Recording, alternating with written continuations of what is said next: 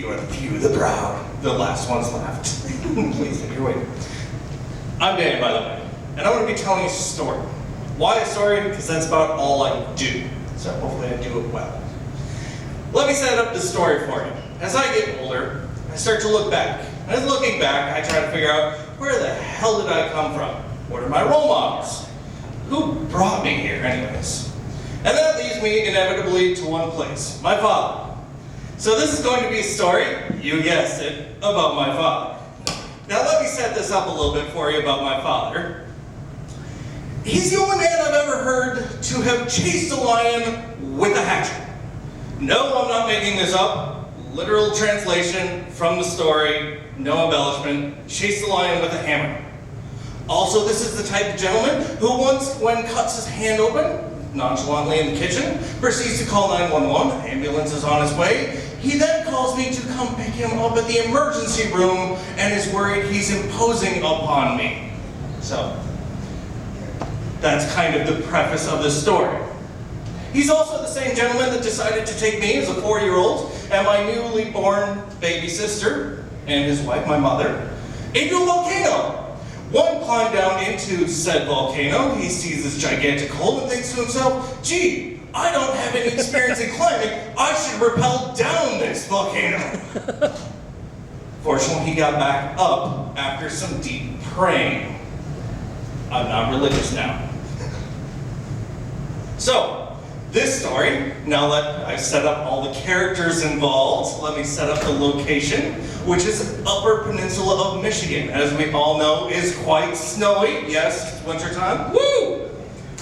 So, my father, in working with cars, has a unique knack of finding car parts from random strangers under very strange predicaments. And so this unique situation, he found a transmission for a Toyota Corolla in the Upper Peninsula of Michigan, when they live in Wisconsin, and decides to go get it.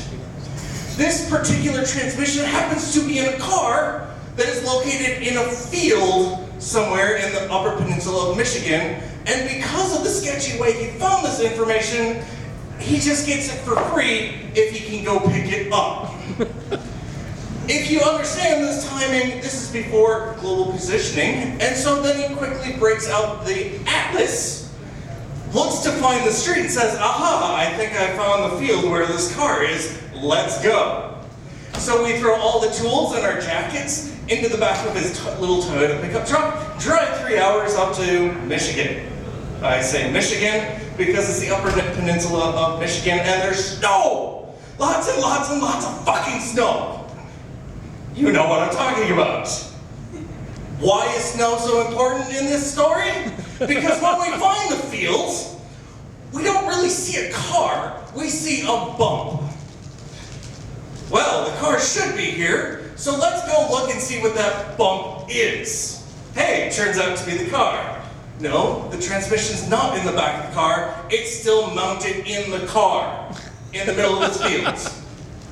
My dad, not being deferred by this certain situation, decides to get the chain, the come along out, and find a telephone post to hook said car up to and flip it on its side. He then asks me, as any father would, hey Dan, I'm going to have you climb under the car now and unhook this transmission, and when it starts to fall, we'll both grab it and yank it out. Don't worry about the car falling over, it's tied to that telephone post over there. It's totally safe. No joke, this is a true story.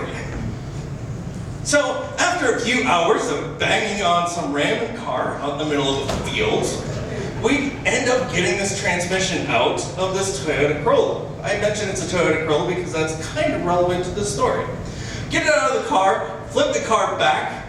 It's not doing so well at this point, as you can imagine. A few broken windows, a few dings, big chain that was wrapped around it, kind of crushed it a little bit, but you won't notice once the snow comes back.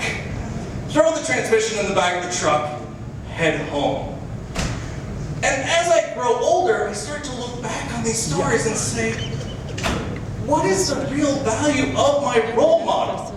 And the point of this story is that after a few weeks later, we got a call, supposedly from the same sketchy reference, saying, hey, did you ever pick up that transmission because it seems like the car is still there and nobody's touched it.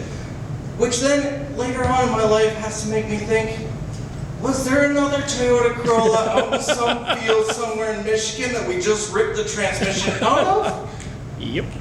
I will never know, and I don't want to. Thank you very much. Woo!